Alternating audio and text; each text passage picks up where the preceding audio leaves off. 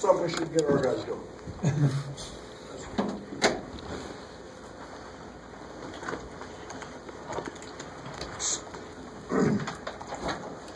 Ecstatic for the win.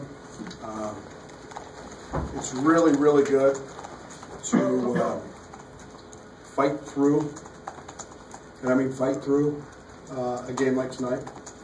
I think there's certain times of the year, there's certain nights of the year. Ball State last night at Notre Dame. Doesn't matter. You can go on down the list. They happen a lot, and you can lose very easily in college basketball. And they took the fight to us. Give Matt a tremendous amount of credit. That team was prepared. That's how we play. They fought. They competed. Glad we made free throws, which was great for Tijon and Trent, and then got on the offensive glass enough to get an opportunity to finish the game on an 18-5 or 18-7 run. So, all in all, a tough night when you turn it over 25 times. A tough night offensively with 9 assists.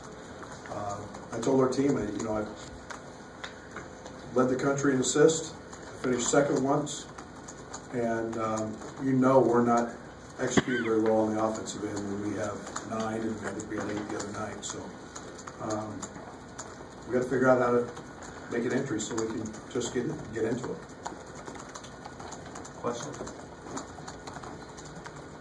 Right. Did it surprise you a little bit because you see this type of pressure each day in practice that they didn't handle it better when you got out there? Not really. We don't run it against ourselves for 2 hoots either. So we play with more. We play looser in practice against it. We're smart enough to in practice we'll back cut and get open, and there was a passiveness tonight that we. But again, give us Peay a lot of credit, and it was us losing our poise and patience and not handling it. And started with the first possession of the game, dribbling off our foot with a little ball pressure. What did you think of your start after that was an issue last game? You know what? In all honesty, I walked out as the team was getting ready to take the floor, and I walked into the coach's locker room, and I asked him in the locker room in front of the team, I said, "What did I say about our locker room?" They said, "You said it's a morgue." I'm not used to that. I'm used to guys bouncing off the walls. I'm used to guys ripping doors off and antsy and ready to play. And there's a passion that you have to play. I try to bring that every day. I try to do my job every day with the same consistency and passion. And I expect that from our team. And I told our coaches, I said, "It's a morgue in here." And I got on my son after the game. He's been around it. He knows. I don't care if he's playing or not. He can help there. And you get so few opportunities to be as blessed as our players are, to be at this university, wear that jersey, and to go out and play. And you gotta have some passion. And I don't know. I guess I'm not surprised because of what I said after the game.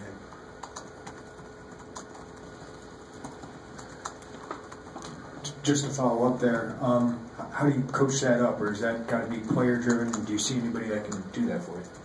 Yeah, AJ's was really good yesterday in practice.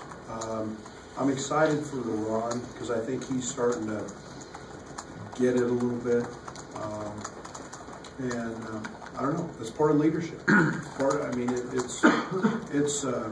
said it last week. I said when I came out of the locker room, I never had to worry when the lights were on. I've always had guys ready to go, and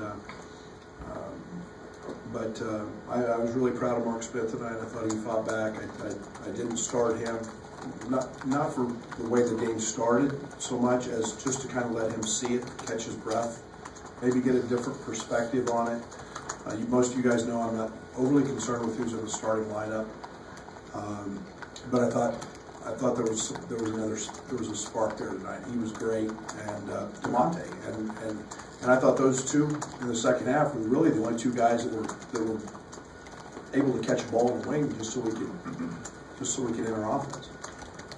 What was the message to the team in the locker room during half? I mean, I was, you know, I think there was a couple things we were trying to do. One, you know, we burped a lot of layups.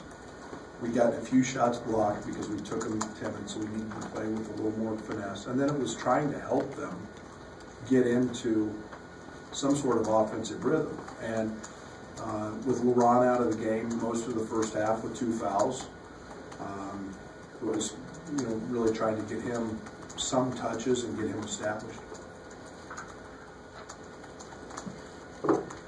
Brad, Aaron Jordan's torrid start to the season.